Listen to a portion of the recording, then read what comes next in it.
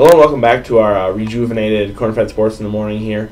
We've been tweaking the format a little bit over the last semester, you've probably seen, but we've kind of settled on some of the things that we've done before, and we're going to try and add some new elements here over the summer as we get closer to the fall season and get back into football season. So I'm Pat Radigan. Joining me today, we got Gage Peak. We're gonna just do a little quick Corn-Fed 5. That's our 5 big headlines, and so we're just gonna do one segment here today for our show, and we're gonna try and get a guest in here by the end of the week. But over the next couple weeks, we're gonna have some guests, some segments, some fun different things. So we'll be putting out all of our shows as podcasts, and we'll be putting them all on our website as well. So you'll be able to see all of the action that we have here and all the discussions and all the analysis we hope to bring you over the next couple of months. So we'll jump right in here. We're gonna do a Corn-Fed 5 for today. Like I said, 5 big headlines. So we'll start with the world of Nebraska football. I mean, obviously, anytime it's after June 1st, football's got to be the first discussion that comes up. Really, I don't think June 1st is... Yeah, June 1st is actually kind of a late day. That's just kind of by the point where everybody has moved over. But, you know, the big news in the Nebraska football world is that Huskers Big Red Weekend just happened, and you know, we just had a lot of buzz in both in the recruiting world as well as just on the program level. So, you know, first just talk a little bit about,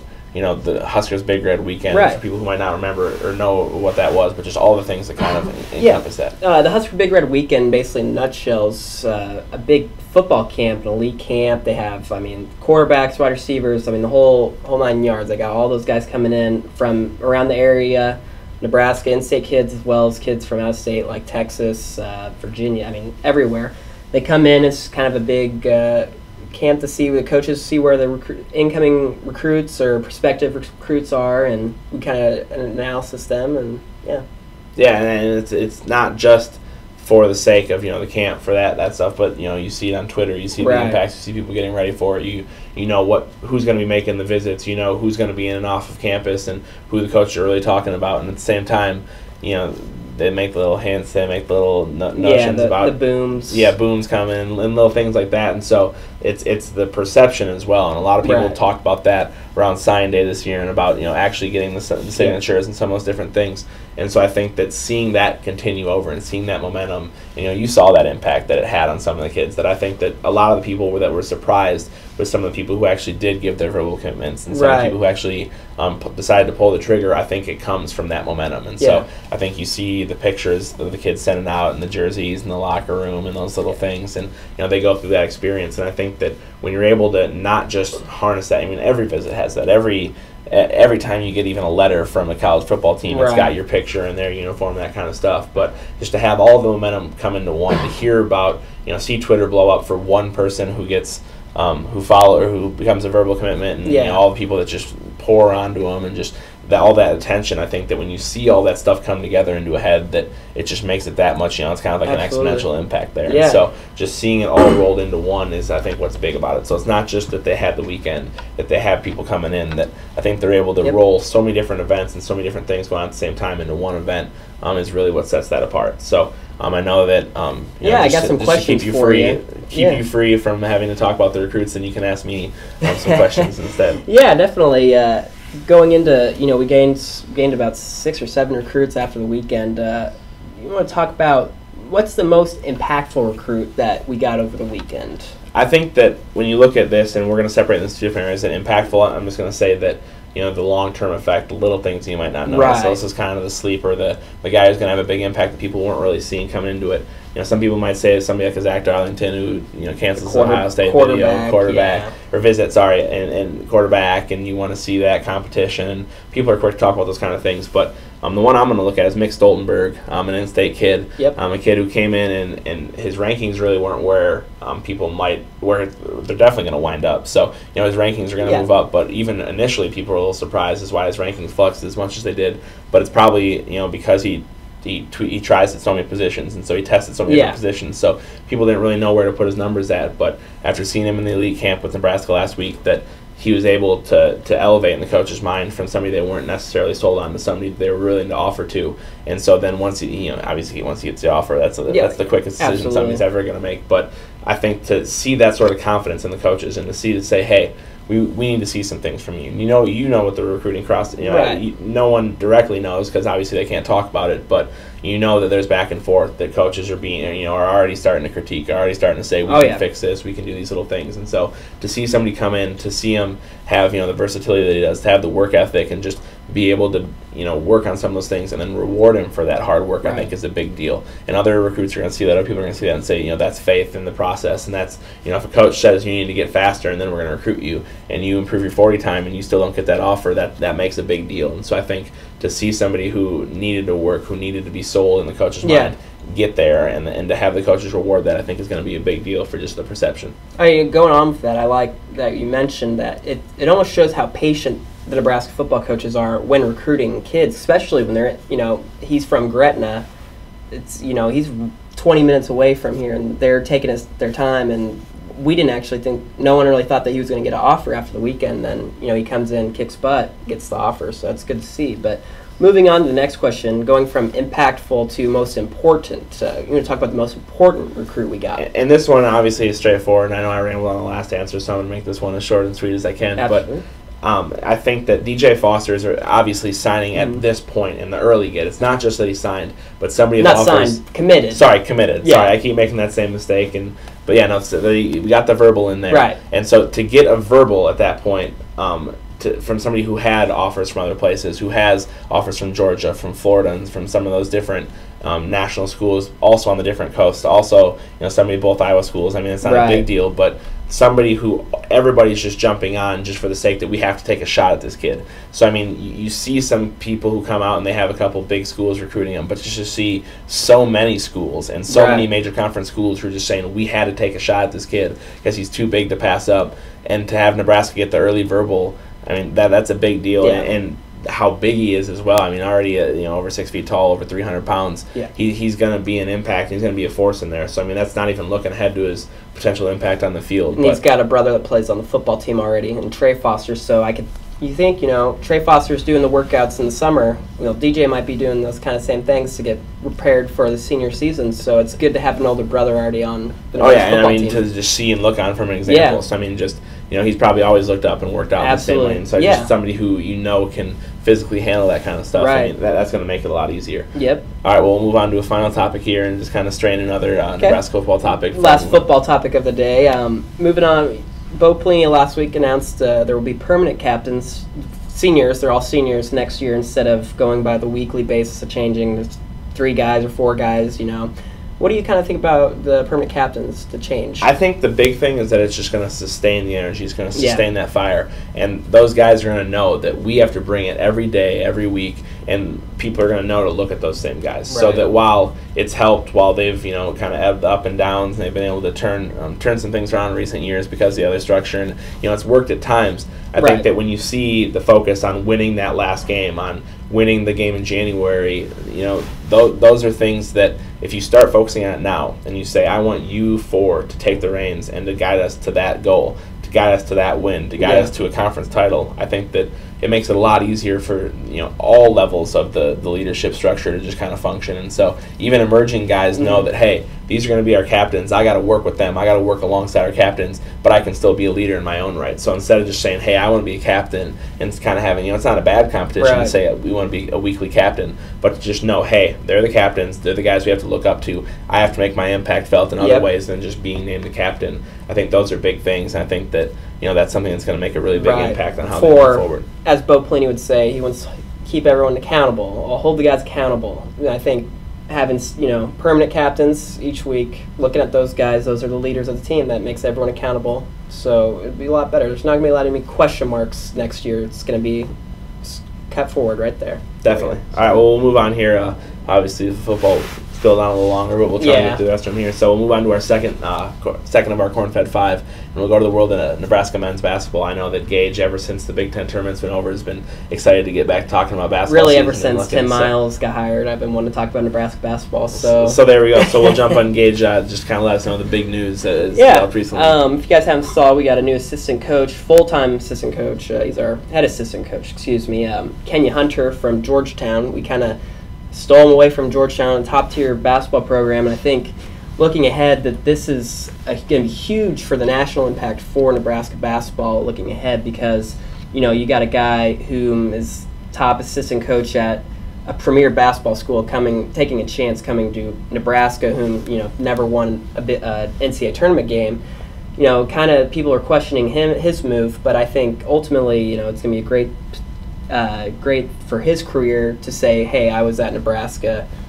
We're good now. Yeah, I mean, you see it. You think that he's obviously positioning himself to keep developing and keep moving on. So he wants to take on more of a responsibility. Yeah. He wants to show that he can make an impact on a program. So I think that when you not only have somebody who wants to do that and coming from a major school, but comes from a major school that has a team-oriented system where if you don't buy into that offense, if you don't buy in to what they're doing at all times in practice in the program, that you're going to be left in the dust. And so I think coming from that kind of program where you can get your players to believe in your head coach and being a positive assistant coach in that way. A lot of assistant coaches, can get players to believe in them and can get players to kind of, can work, and the players kind of become segmented, but it's kind of hard in a different way to have a coach who can guide them into the overall program, who can guide them back into the overall system of the head coach and just kind of put them into that in that same unified mindset. So I think coming from that sort of a system, while at the same time he's able to work in a program that elevates those top talents. Georgetown's going to have a top 5 draft pick this year in the NBA draft. They've had first-round picks in the last couple of years. Definitely. And so you see those guys who are the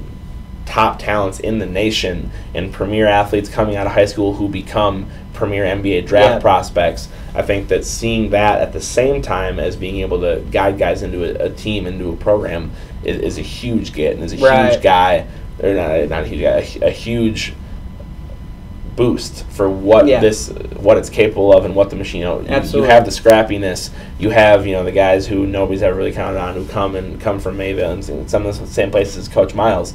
But to have somebody who brings that reputation and says, I believe in these other guys around me, I think is a huge add-on. Let's not forget it's Tim Miles' second year. So really, I mean, he has a slight structure in his program, but adding a guy that comes from a structured program from JT3, John Thompson III, those guys, they have a system in place that's been ran for 30 years from Grandpa Thompson all the way down. I mean, having him come in, it's going to help build, I think, a structure for success in the future for Nebraska basketball. The one thing I am concerned about, though, is that when he brings Coach Miles that towel to wipe off his head, he's going to realize he has hair and he's not bald, and he's not going to do the same thing. And so Coach Miles might get a little confused by why he's constantly handing him a towel. So he's going to have to get used to not having the JT3 towel just hanging out. But, absolutely. I mean, he'll do that. But we've talked a little bit over about Nebraska basketball, so we'll delay our discussion about some of the guys coming on campus and some of the guys who are arriving to make an impact. But we'll have that coming up because obviously you get some of the freshmen and you get some of those faces who are able to compete, and you're kind of looking towards the roster. So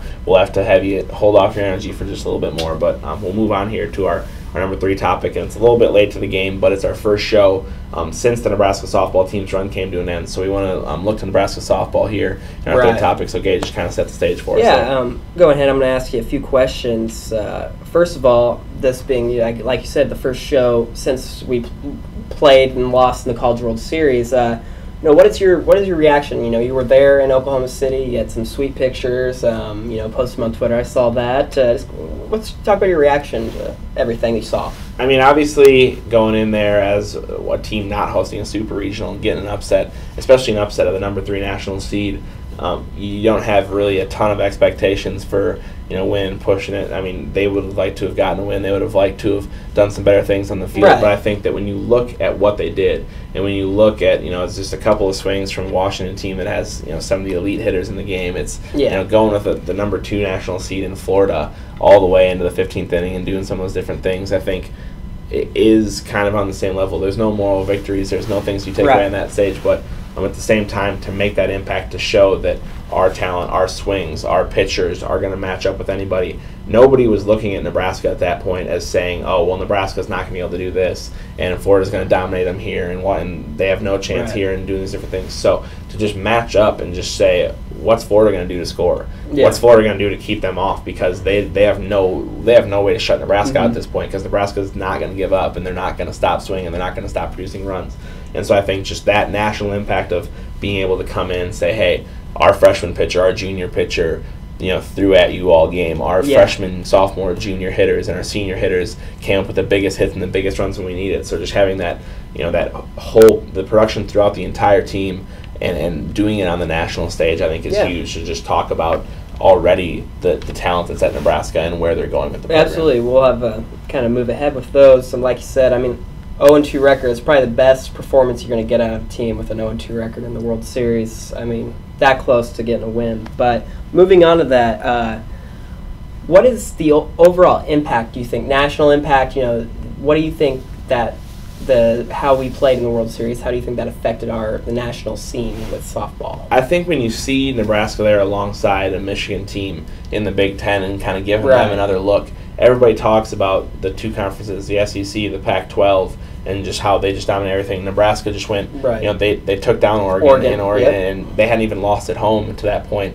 Wins the Super Regional, comes in there and takes down a 2 Florida team and made them look like they were just another Big Ten team that Nebraska was fighting with at the very end. So, Nebraska showed that this program, that the level of play in this conference in the Big Ten alongside Michigan, that it's becoming more of a sport of major teams, not major conferences, not just you have to go to the SEC. You have. So I think that's what it does. Is it?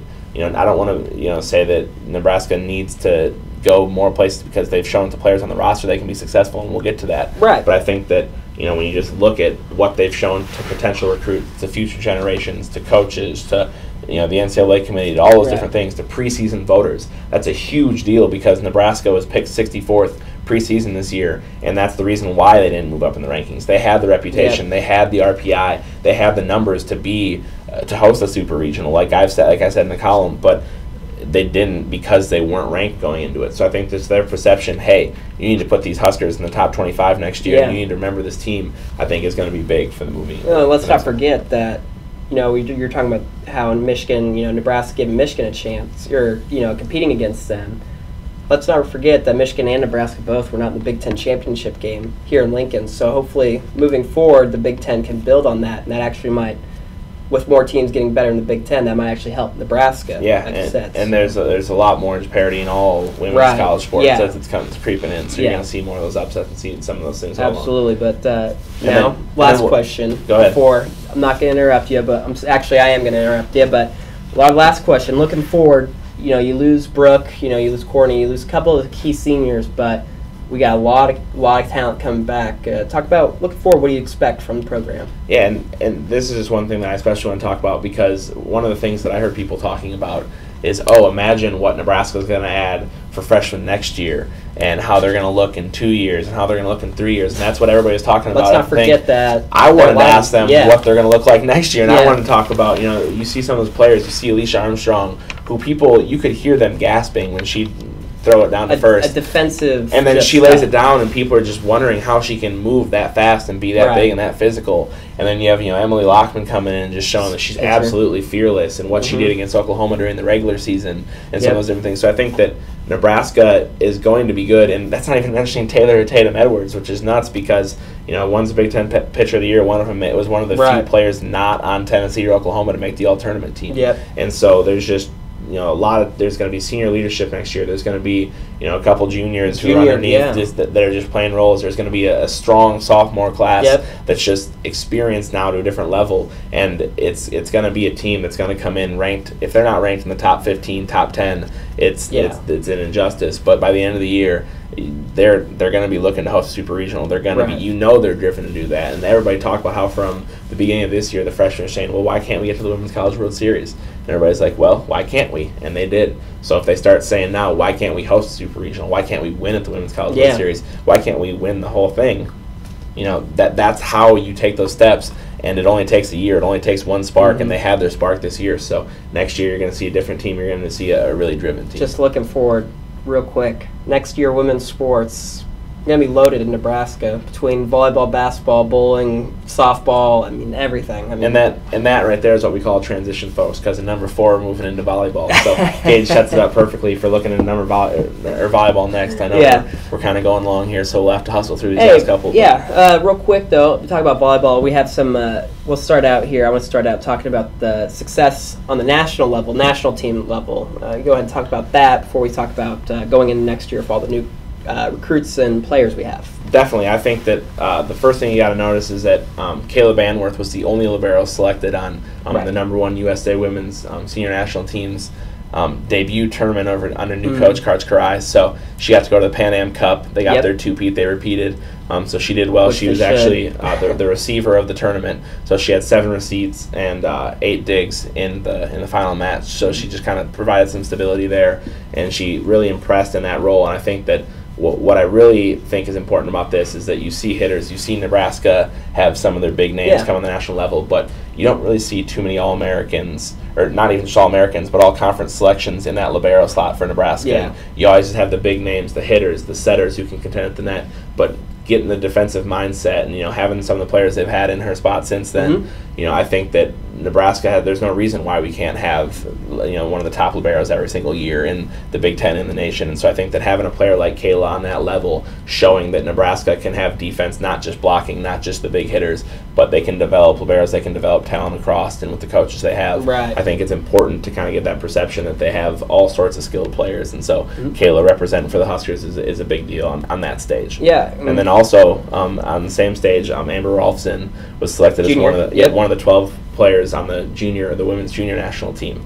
So she went through it, and it's not just that she was selected, but she goes to the training, and then there's cuts, and it's kind of that competitive atmosphere. So to go to that level, to show out on that level, says a lot about where she's going to be coming in the fall. Mind you, she's an incoming freshman, so so she'll be an incoming freshman on this year's team, and this will transition perfectly into our last topic, just talking about the top-ranked recruiting class. Nebraska also, preparing. They also have these national headlines, but volleyball's also making news. They were recently named PrepVolleyball.com's number one recruiting class. And the funny thing about this is Amber's the one who's actually going to represent as part of the women's junior national team, but her twin sister Katie was actually number 5 recruit, the higher recruit in their eyes. So you have the twin sisters who are obviously everybody's been talking about the last couple of years. Kelly Hunter, I think they committed as a freshman, so the last 4 or 5 years. And you have their setter as well, and Kelly Hunter. You have Kira Larson, who's a top 25 player as well. And then you also have some defensive specialists. You have 2 defensive specialists walk on. You have a scholarship libero who's coming in, who is highly ranked, and then you got you have another just kind of utility player coming in from overseas, and somebody from adding a little German flair to the team. So Nebraska volleyball just across the board, they're making names on the national team. Their recruiting class, a lot of them are on campus. They're ready to get going. They have a transfer coming in Kelsey Robinson, who's going to add some of the experience to the team. So Nebraska volleyball, this is just kind of kicking off our coverage. Like with basketball, we'll talk about it more. We're going to hope to get some of them in here and just kind of talk about what they're looking forward to this next season. So coming off the senior-laden team, making a run, they have a chance at another regional this year, looking and staying in states and different things like that. And if you missed any of what he just said, that's because there's going to be 10 new players arriving here for Nebraska volleyball. So it's going to be a new look team. It may seem like I was just rambling and making up names and making up positions, but those are all real different people. And we're going to have this. So we're going to try our best to kind of bring you a breakdown, and that's one of the things we're actually going to do with volleyball and football as well. Is we're going to kind of have an interactive breakdown of the different players and what you can expect to them, and get some videos and some files developed on those people. So we'll do our best to let you know over these next couple weeks and get you as familiar with everybody leading up to the first volleyball and the first football game. So it may be less than 75 days away now, but that's plenty of time for us to get you caught up and just let you know of all the new faces on all the different teams. So. But before we do that, we need to talk wrestling for our quarter fed 5. Yep, we're finishing up with our number 5 here. So we're going a little bit over on our first one, but like I said, we're just kind of testing some things out. Yeah, it's fun. Nothing wrong with that. Thanks for sticking with us, but we'll go into... Go ahead and real quick, we'll talk about James Green. He won his weight class at the World University Championships. It's the trials here in the United States at the University of Akron. We can go ahead and talk about that, what that means for, I guess, the program, it means for him, what's going to ultimately happen here. I think the big thing is that, in any other year, in other situations, when you just have somebody who advances to represent your team at the World University Games or something like that, it's important and it's a big deal. But I think on the heels of someone like Jordan Burroughs, and we'll get to him in the next one, but that national impact, that name's out there in international wrestling in Nebraska, and Coach Manning was there at all the different things. And so to see somebody else come through, to see somebody else, come through in kind of a similar weight class, kind of a similar kind of style. You still have Robert Kokesh back here and some of those other names in the program. So to see, the flash added to the production on the NCAA level, and James is also produced on the NCAA level as well. And absolutely. So, just to see that added, the international flair already coming up with guys still in the program is huge. And going up over, he beat a third place NCAA finisher, came back and shut him out in the third set. And so they do the best 2 out of 3. So they split. He wins the first, gives up the second, 3-0 in the third and decisive. So he just was in control, wasn't going to let that match get away from him. And you've seen that James can contend with anybody in the country, but it's just finding that consistency, finding that closing edge. So on a national stage, to be able to go out there and shut out his opponent in the decisive period, it shows that he's starting to kind of hone in his weapons and know exactly where he's at as a wrestler. And so it's just kind of, it's a scary prospect for what they've got coming in with some of the, the transfer type guys and some of the guys who are going to immediately make an impact next year on the team. Right. But I think James Green's making a big impact, and we'll get into the next and final topic. We'll talk about the guy who's already made his impact in the world of Nebraska wrestling and already knows his spot in the United States wrestling role. But Jordan Burroughs, he competes next Friday.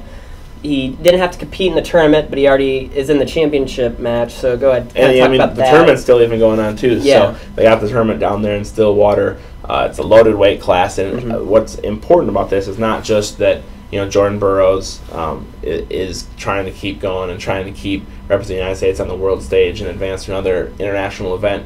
But with the two medalists, with the 2 medals already, he advances to the finals, and he's made that whole weight class, that division, even that much more enticing. They know that he's waiting there. They have guys like Kyle Dake, who's the 4-time NCAA champion, and Andrew Howe, who finished second to Burroughs last time, and probably could have gone on to win a medal if Burroughs weren't in that weight class. Right, and so it's a great weight he's class. making that whole weight class better. So it's not just that he's waiting there, that he said, that these guys are competing to take on this two-time medalist in the last couple of years on the international stage, and the guy who's the world champ, the Olympic champ, and just the face of United States wrestling. Basically. Yeah, and so just to see a Nebraska guy doing that and elevating the level of other wrestlers around him, to elevating the whole entire USA wrestling team, especially with them trying to get back in the Olympics and trying to deal with that whole ordeal, I think is huge for Nebraska to build off of, the same thing I mentioned with James Green. So just, obviously he's got to deliver on the mat, but seeing as how he's undefeated in that atmosphere, I don't think that... I'm going to guess that he's probably going to take it. We're gonna give Burroughs the early favorite here. I mean, obviously, it's wrestling, anything can happen, and we're Nebraska guys. And you should never count out a 4-time NCAA champion, but an undefeated Hodge Trophy winner in and of himself, it's gonna be something fun to watch. So we'll keep you posted on how that all turns out. But for now, that wraps up our fifth and final of the Corn-Fed 5, and that'll bring to an end our first Corn-Fed Sports in the Morning show. So like I said, we're going to have some segments coming off on Friday. We're going to have our Big Red Boss. We had our first Big Red Boss last week come out, and so we're going to have our Big Red Boss segment as part of our Corn-Fed Sports in the Morning and be doing some different things. So we're going to try and get a guest in here for this Friday as well and do some different things. So the format will continue to evolve. We're going to keep updating you on Husker football, Husker volleyball heading into their fall camps and some different things. So it's going to be a fun summer, so hopefully you guys stay tuned with us. Tomorrow we will be back. We're going to do it a little differently. We're going to have radio, a radio type show on a Tuesday, Thursdays. And so tomorrow we'll have our debut of that, and we'll come back for our Friday show for our full-on video and live broadcast. So we'll be back with a video show on Friday. Tune into our radio show tomorrow. But for now, for Corn-Fed Sports, I'm Pat Radigan. Gage Peak. Thanks for joining us.